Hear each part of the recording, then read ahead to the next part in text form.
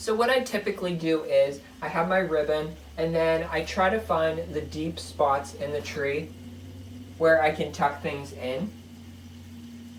This is actually a really good spot. I love decking this area out. So now let me show you some of the ideas that I have for this tree for this season. So of course animals are a classic in a Christmas tree. So I have a whole bin full of all these cute little things. Remember these from last year? I just have a whole bunch of little woodland characters, some owls down there. Now I want to show you something that I found this year. I found these two wreaths at Shinoda and I love them, but I'm going to show you why I got these. I thought that they would go together good with something that I actually bought a few years ago. Look at that. I got this probably 4 years ago from Pier 1, but look at how cute these three are together.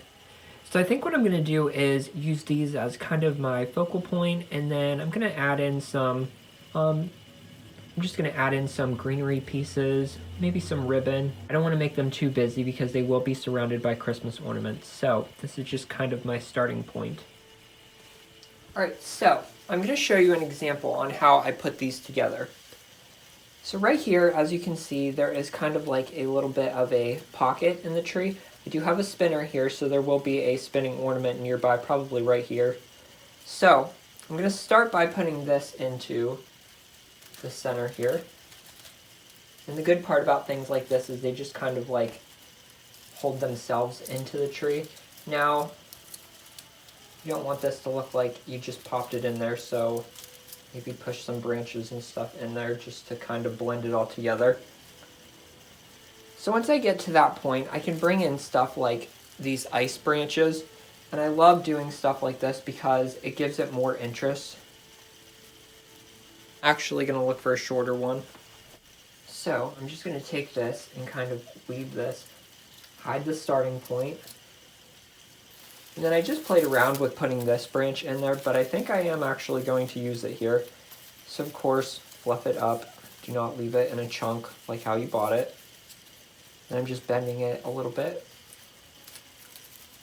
So I think I'm going to tuck that in right here. And then once you get it in there, it does get smushed a little bit, so work on that a little bit.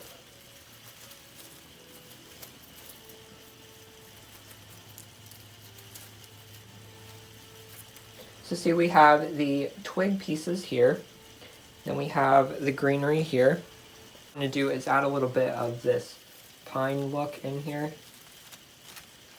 So we'll just tuck it in there.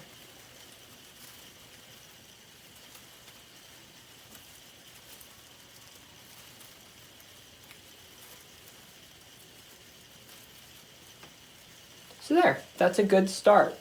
So now I have this spot right here for this cute little fox. Now, if you look, this is right by a bow, so I'm not going to get too crazy here. But I do have some space to fill in. There's like a big drop in the tree right there. So I have this branch. It's fun. It's kind of like an all-in-one thing. It's got the twigs, it's got the pine cones, it's got the greenery pieces in it. So I may have to move him temporarily. Let's see here. So I'm just going to stuff this right in the tree here, just to kind of fill that void, and we can pop him back into place.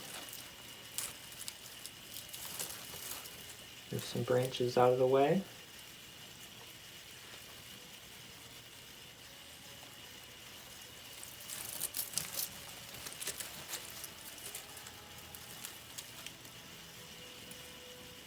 So there. I love doing these little areas in the tree just because it kind of makes it special and magical. It doesn't just look like you took a whole bunch of ornaments and just tossed them into the tree. Alright, so the little focal points are done in the tree. I think they're adorable.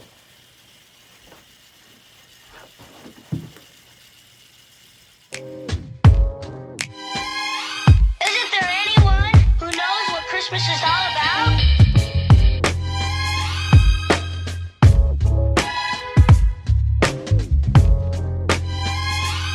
I can tell you what Christmas is all about. chestnut roasting, Jack Frost nipping at your nose. So I'm offering this simple phrase.